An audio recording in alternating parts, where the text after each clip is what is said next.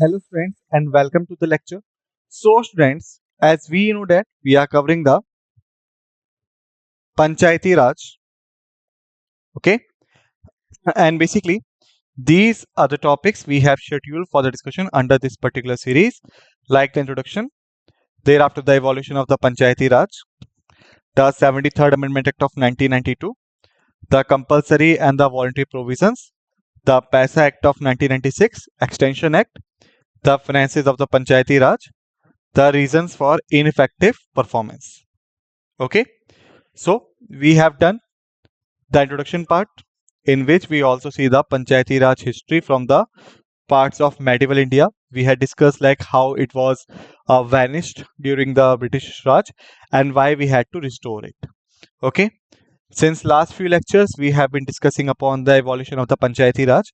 The topics we are totally left with is the 73rd Amendment Act of 1992, compulsory and the voluntary provisions, PASA Act of 1996, finances of Panchayati Raj, reasons for ineffective performance. Okay, so basically we will continue from where we had left in the previous lecture. So let's continue from here. So Thangon Committee. In 1988, a subcommittee of the Consultative Committee of Parliament was constituted under the chairmanship of P.K. Thangan.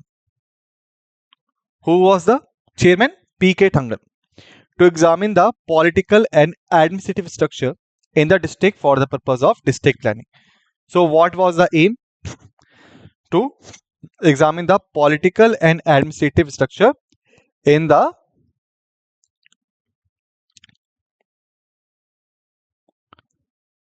purpose of district planning. This committee suggested for the strengthening of the Panchayati Raj system made the following recommendations.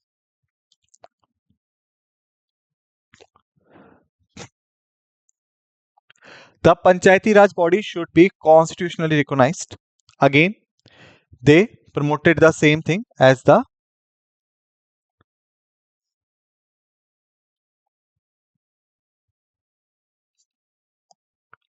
LM Singhvi committee promoted. Thereafter, a three-tier system of Panchayati Raj with Panchayat at village, block and district level must be there. Then they said Jila Parishad should be the pivot of the Panchayati Raj system. It should act as the planning and the development agency in the district. That was also suggested by whom? The GVK Rao committee.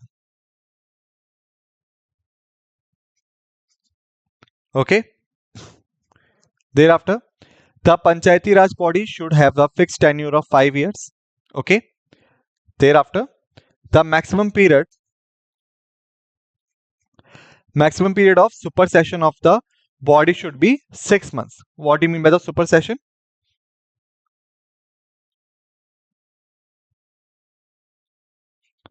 Suspension.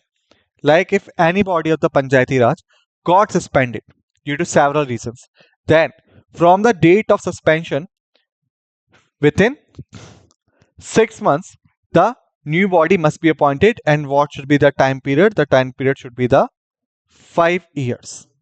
Okay, that's the thing.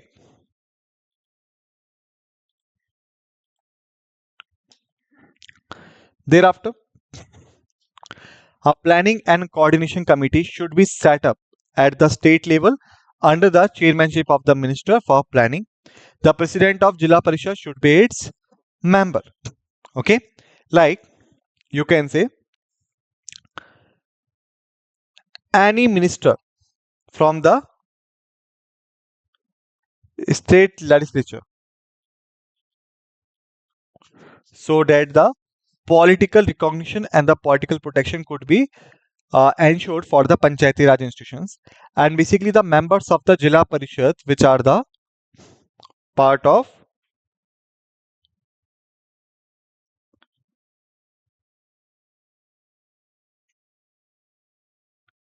top level of Panchayat, they must be the members of it.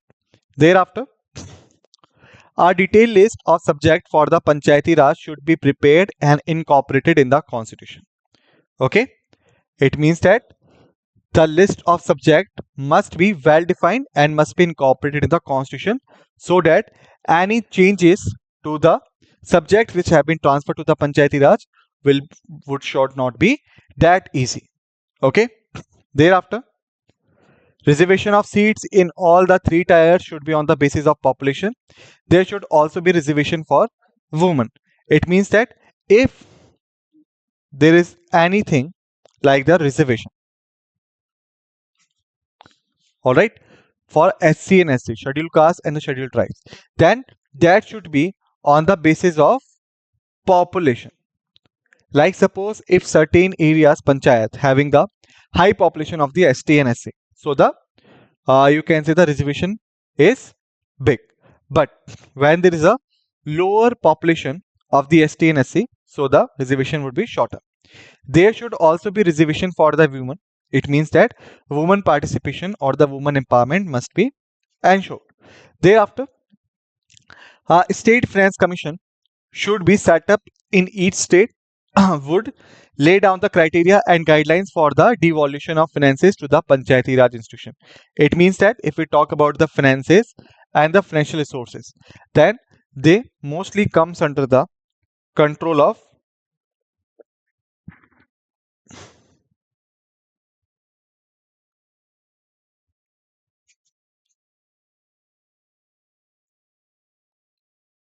state governments. Okay, this basically indicates the centralized approach.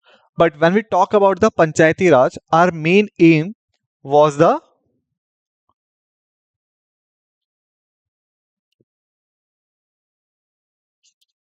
promotion of decentralization. All right. So basically, how this decentralization of financial resources should be had. So for the criteria and the guidelines must be the State Finance Commission appointed. Okay. Thereafter,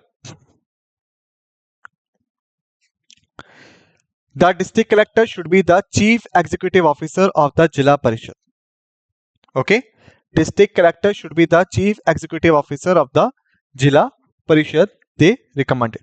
So after the Tangan committee, the another committee which was appointed was the Gadgil committee. Okay. And this committee was basically on the policy and programs. Okay. And which year it was appointed? In the year of 1988 by the Congress party under the chairmanship of V.N. Gadgil. So who was the chairman? V.N. Gadgil. On which the committee was appointed? The policy and program. Which government appointed it? Congress government. What was the year? Year was 1988. Okay. The committee was asked to consider the question of how best Panchayati Raj institutions could be made effective. Okay. It means that what are the criterias, what are the areas, what are the things the state could you can say implement so that the Panchayati Raj institutions which are working in the state they could be effective. In this contents, the committee made the following recommendations, like a constitution status should be bestowed on the Panchayati Raj institution so that provisions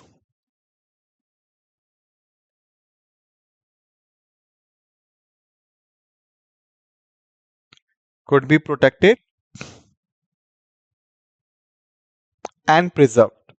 Okay, a three-tier system of the Panchayati Raj with panchayats at the village, block, and district level could be appointed.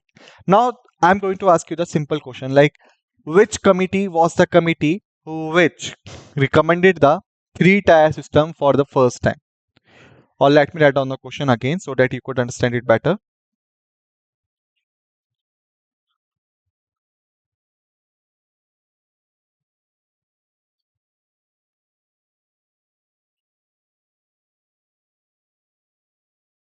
Which committee was the first committee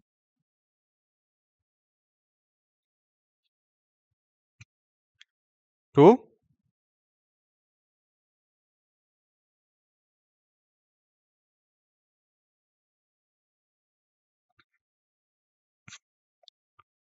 recommend the three-tier system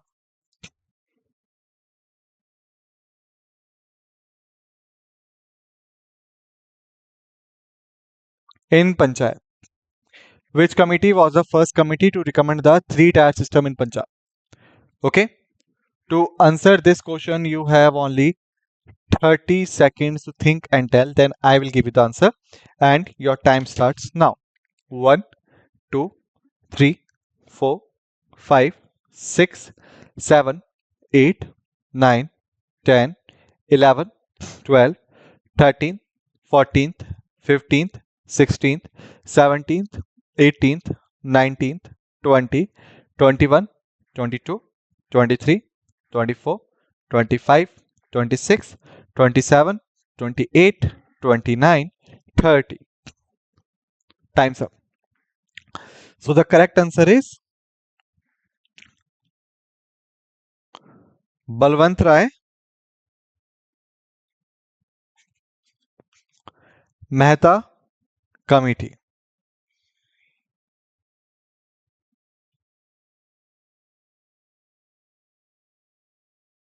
Okay. The Balwant Rai Mehta Committee was the first committee which recommended the three-tier system in the Panchayat for the first. Second question I'm going to ask you, which was the first state to accepted the recommendations of the Balwant Rai Mehta Committee, and which is the first district in which the Panchayati Raj system was implemented for the first time? For this, you have again 30 seconds to think and answer. Then I will provide you the answer, and your time starts now.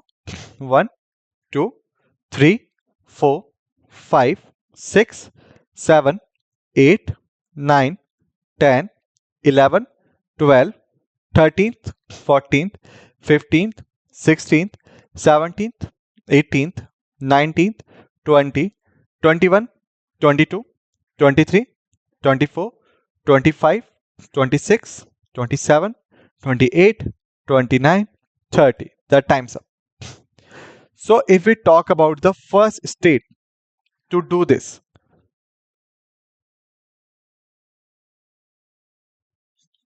the state was Rajasthan.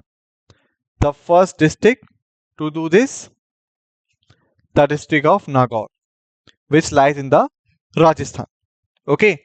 Now, the second question I'm going to ask you is also related with the same field, like which was the first committee to recommend the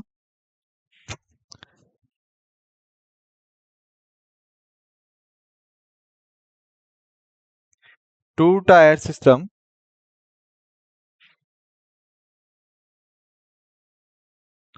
instead of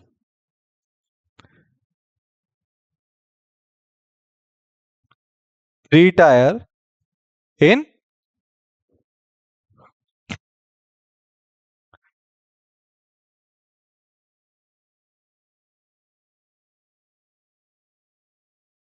Panchayati Raj institution? Which was the first committee to recommend the two-tier system instead of the three-tier in the Panchayati Raj institutions? To answer this question, again I'm going to give you the 30 seconds to think and answer. Then I will give you the answer. So your time starts now.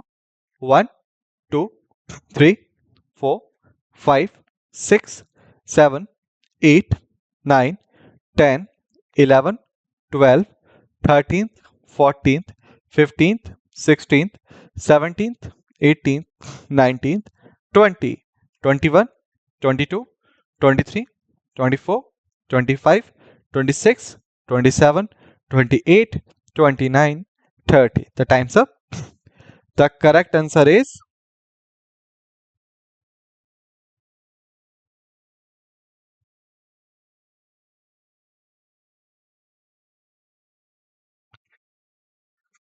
The Ashok Mehta committee was the committee which recommend the two-tier system instead of three-tier system in the Panchayati Raj institutions. Like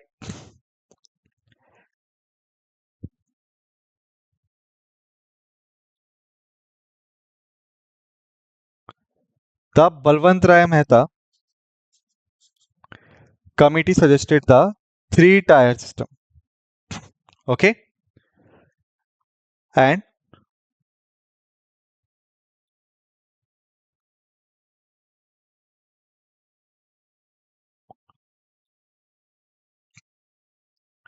the Ashok Mehta committee suggested the two-tier system. Balwant Rai Mehta,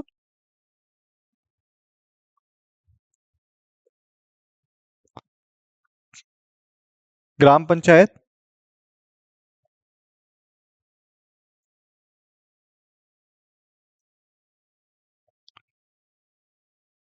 Block Samiti, and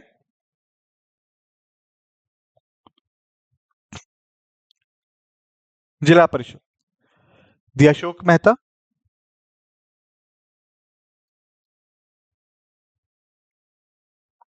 Block Samiti,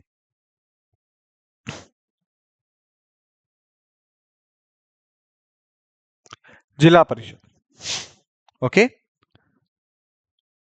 remember these things. Okay, thereafter, the term of Panchayati Raj should be fixed at 5 years. All right, and the members of the panchayats at all three levels should be directly elected. As we know, direct elections only applicable for the Gram Panchayat, but the Block Samiti and the Jila Parishad having the indirect elections, which means that the local public could not directly participated in the things. All right, so that was the provision. Thereafter, they also recommended the reservation for the SCs, STs, and women. The Panchayati Raj body should have the responsibility of preparation and implementation of plans for the socio-economic development. Okay. For this purpose, a list of subjects should be specified in the constitution so that provisions granted could be protected and preserved. All right. Thereafter, the Panchayat Raj body should be empowered to levy, collect, and appropriate taxes and duties in their area. Okay, so that will be the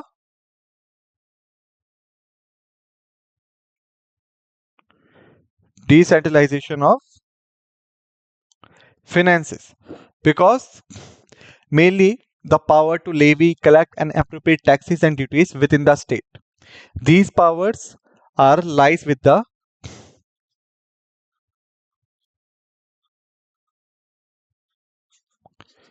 state legislatures. Okay, and this is the symbol of centralization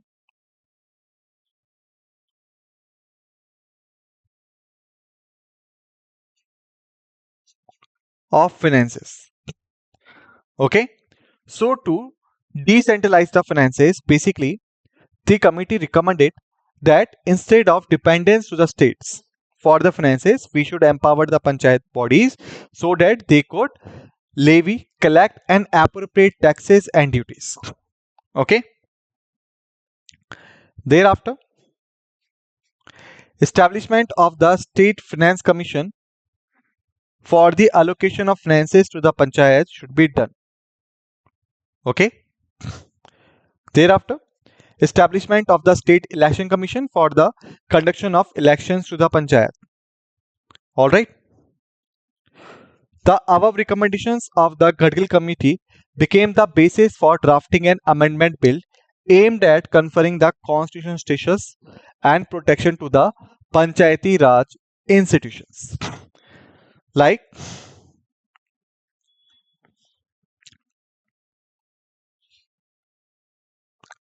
whatever the changes introduced to the Panchayati Raj institutions through an amendment. The particular amendment was drafted on the above recommendations of the Gadgil committee. Got it? Thereafter, constitutionalization. Like how does the Panchayati Raj constitutionalize? Rajiv Gandhi government during their time. The Rajiv Gandhi government introduced the 64th Constitutional Amendment Bill in Lok Sabha in the year of July 1989 to constitutionalize Panchayati Raj institutions and make them more powerful and broad-based. Okay. Although the Lok Sabha passed the bill in August 1989, it was not approved by the Raj Sabha. The bill was vehemently opposed by the opposition on the ground that it sought to strengthen the centralization in the federal system. Okay, like you could say, 64th Constitutional Amendment Bill in the year of July 1989 was introduced in the Lok Sabha for the purpose of constitutionalization to the Panchayati Raj institution. But what happened? That was the time period in the August 1989. Okay, when the Lok Sabha passed the bill, but Raj Sabha disapproved it, and Raj Sabha said that basically the government want to strengthen the centralization in the federal system. Okay, so that's why they are not approving the passing of that particular bill. Then what happened? There is a VP government. The National Front government, soon after assuming office in the year of 1989, under the Prime Ministership of VP Singh, announced that it would take steps to strengthen the Panchayati Raj institution. Then what happened? In June 1990, a two-day conference of the state chief ministers under the chairmanship of VP Singh was held to discuss the issues relating to strengthening the Panchayati Raj bodies. Alright. The conference approved the proposal for the introduction of a fresh constitutional amendment bill. Consequently, a constitutional amendment bill was introduced in the Lok Sabha in the year of 1990 September. However, the fall of the government resulted in the lapse of the bill. Okay, like what happened in the 1989, the new government was appointed under the chairmanship of VP Singh. The government, after appointment, organized a meeting with the state chief ministers, discussed the issues with the Panchayati Raj institutions, and they formulated a constitutional amendment bill. But what happened? That in the year of 1990, the VP Singh government collapsed. And when the government collapsed, it means that basically the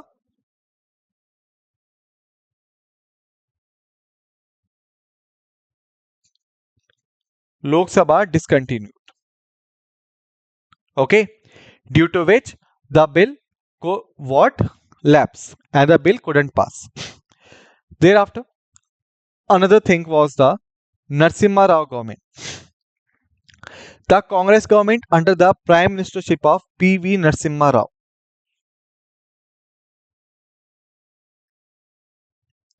once again considered the matter of the constitutionalization of the Panchayati Raj bodies. It drastically modified the proposal in this regard to delete the controversial aspects and introduce a constitutional amendment bill in the Lok Sabha in September 1991. This bill finally emerged as the 73rd Constitutional Amendment Act 1992 and came into force of 24th April 1993. Alright. Thereafter, the significance of that we will discuss in the next lecture. Okay. So students, basically we have finished till here. We have discussed several things, facts and figures in this lecture. I hope that the things would be clear to you. If not, then you can rewatch the video and revise them. Okay. So just revise all the facts and figures whatsoever we have discussed in this lecture so that you will be ready for the next lecture to grasp more facts and figures regarding the topic. So with this note, let's end this lecture and thank you.